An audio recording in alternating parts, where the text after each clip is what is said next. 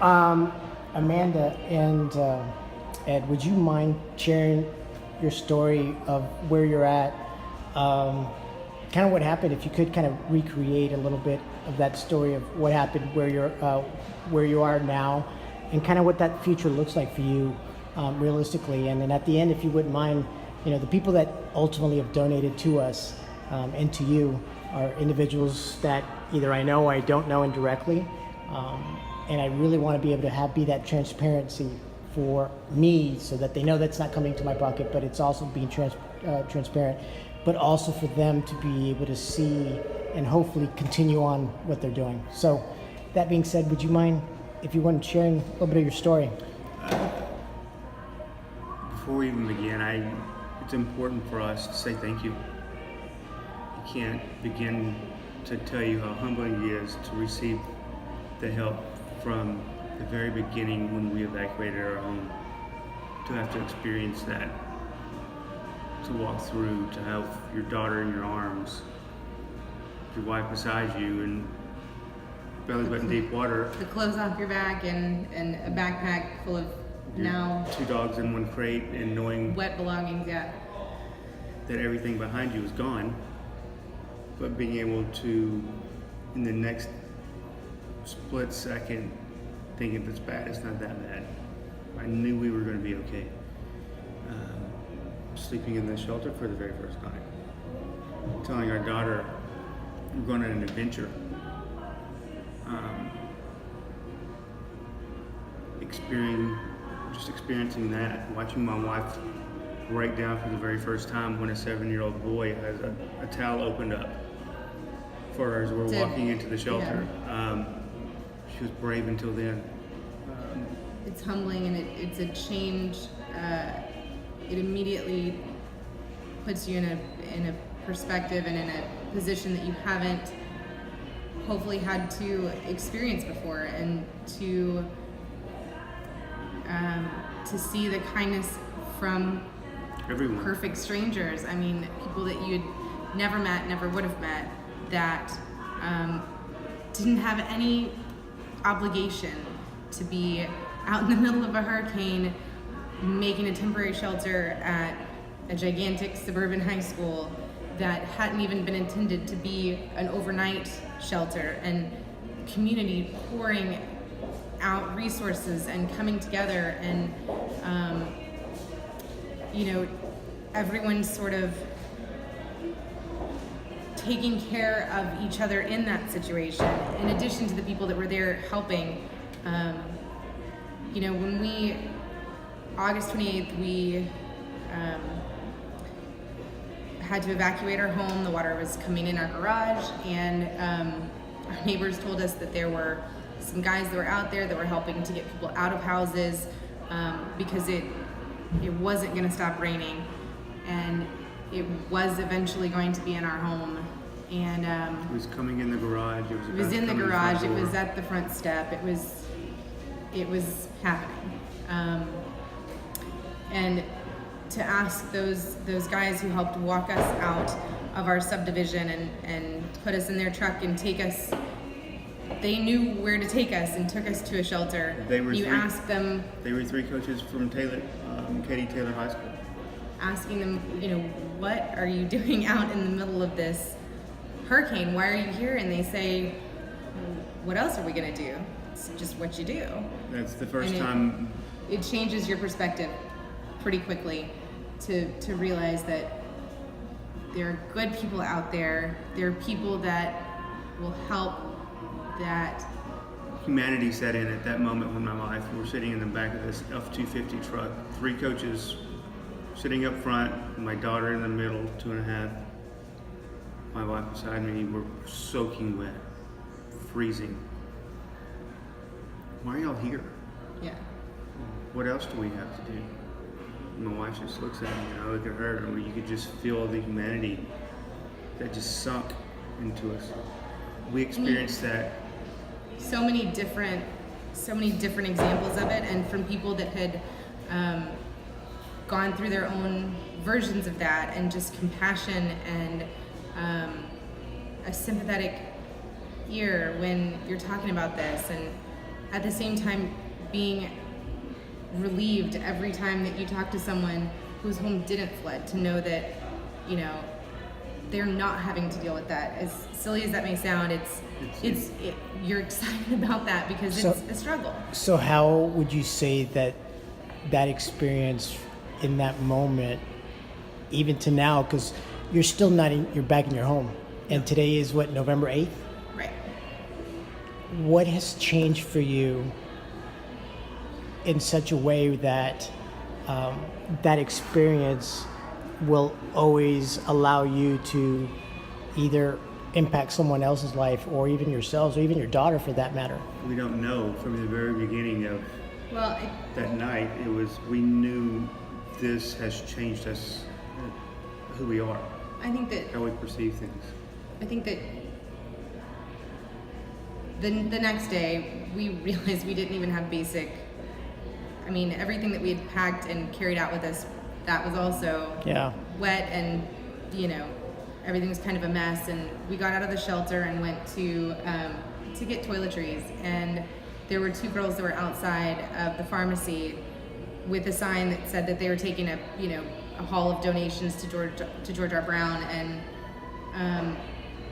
we knew from the experience we had just had at the shelter 12 hours before. Yeah, I mean, they don't necessarily have enough of like the first aid type of things, at least at the shelter that we were at.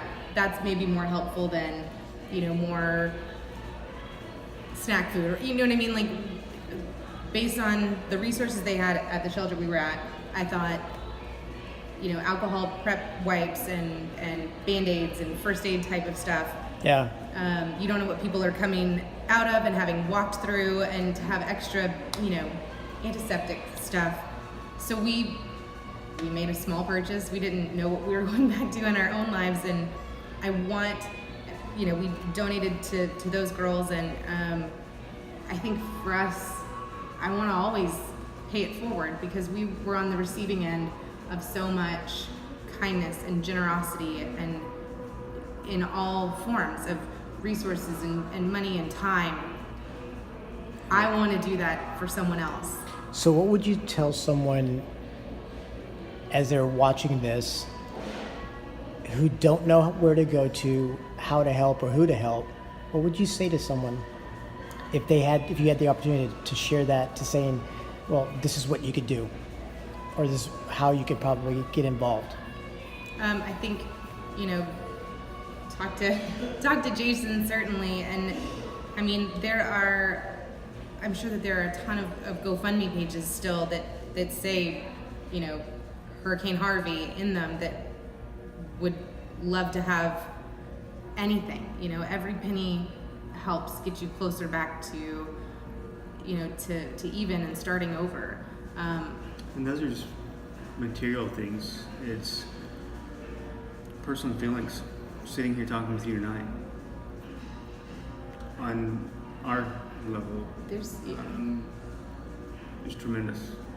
There's still a lot of healing, I think, for everyone that has to.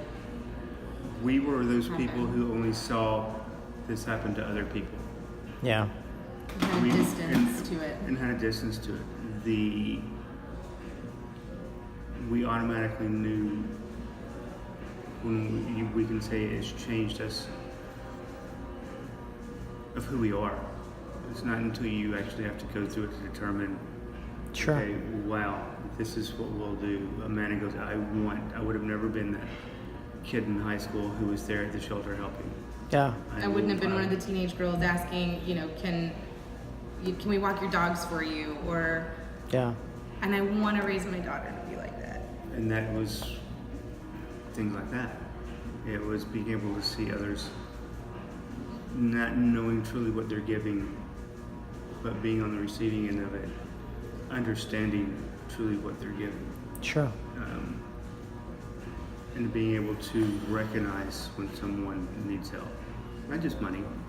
God knows we need it as much as everyone else does. But it's time. Small things are big things. And realistically, for those that are out there, I think it's a realization that it just simply just asking.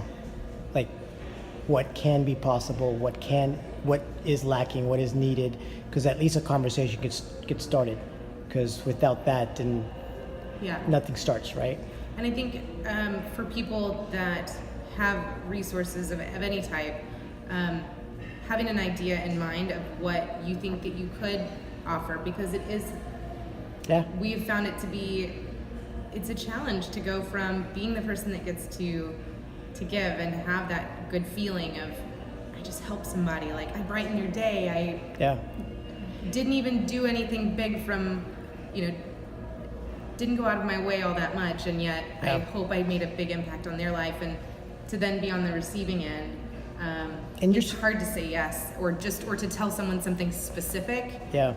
Well, we need this, and this. That it feels strange. Sure. To say that. So if anyone has anything that they think that they would want, or how they would want to Yeah. allocate any resources, have that in mind, because it makes it easier, I think, too, on the people that are potentially receiving it. Absolutely. Now, in your specific situation, you're in a position where you bought your home 4 months before the hurricane. You've had several payments involved in it, and now you're not in a position. You're still not in your house, although you're scheduled to hopefully get some of the remodeling completed, or I guess in the next few weeks or so. What's next? Going home. Going home from the create. We had only made 4 mortgage payments. We didn't live in a floodplain. We have flood insurance. We have flood insurance now. We have it now.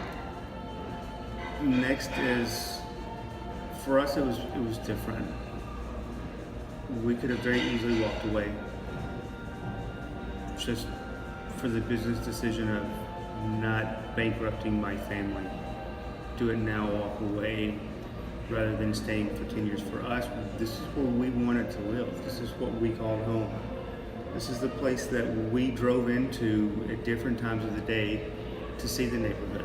Yeah. To see Kids riding their bike through. I mean, it felt like That's where the we suburban, American dream. Seeing little kids riding their bikes through the neighborhood, feeling that sense of security that this is where we would like for our daughter to grow up and go to elementary school, and Initially, it to was drive home to each night. And Initially, it was a decision to stay because that's what our heart told us. And then once we realized we could, instead of being there for 5 to 7 years as your first time home purchase, and that looks like we would probably never get the money out, but it's okay because we're okay for staying there for 7 to 10 to 15. That's what we'd already envisioned.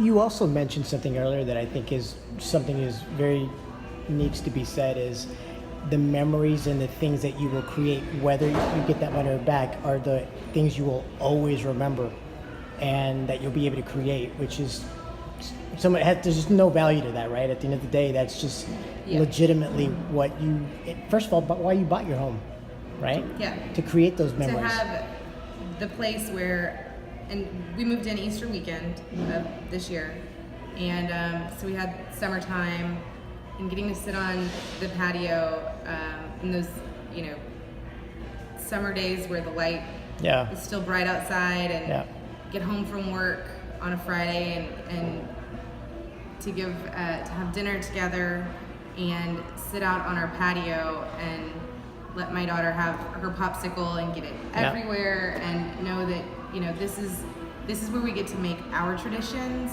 I think within reason, obviously we had to make we had to really weigh our options and make the smartest financial decision that we could. Those are the parts that while it doesn't matter where you live, like you have a picture in your mind of what you hope to be able to give your children. And I could picture that for her, and I was enjoying that myself. And we had, her little wagon that we'd put her in and walk around the neighborhood together, and it felt very just exactly what you kind of imagine to have. You're happy and Picturing the cul-de-sac that you live in is where you're going to teach your daughter how to ride her bicycle one day. To Right. see the same kids that we saw. There was, when we decided to move there, it was not just because we liked the house, which met all the check marks. Yeah. It was our neighbors. It was the neighborhood.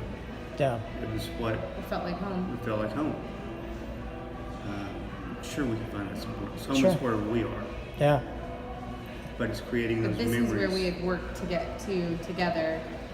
And we can still make that happen. Well, just know that it's not over, and and the purpose of this part of the video is for people to understand it's not over. It's still going to take a process, and the community, I are not going to stop, and so for that purpose, I want you to know, and I know we've talked about it off camera, but at the end of the day, is I'm here, right, and we're not going to go away. Hopefully, to a point where you just like say, "Okay, Jason, that's the goal." We are getting- We're good. We're good. I would love to hear. I would love to be able to. Let me say this. I can't wait to say that to you, Jason. I cannot wait to say, "Man, get away from us." We're good. So, but I say that because, and whether it be the Lord put me in the position I am, I've seen this time and time again. When hurricanes come, and I just know that it just isn't over, and I know that there's an impact emotionally, physically, monetarily, in so many capacities. And so I ask you to keep doing who you are and being who you are and being the inspiration for others, because I know that this experience, just on me knowing you guys personally, has altered my life, has altered and hopefully altered somebody watching this video, and for that I'm grateful for. And I'm also grateful for the fact that you're allowing those to give, to be able to receive that ability to say thank you. So that being said, I do want everybody to know that you can go to HarveyNoFloodIns.com to help out, to continue. If it's either to us or somebody else, just keep paying it forward. Keep doing it. We need the help. I am actively looking for furniture, for beddings, for resources. If you're looking to be able to do something, reach out to us, email us, and we'll be able to kind of guide you in the right direction. So that being said, we'll talk to you soon. Bye.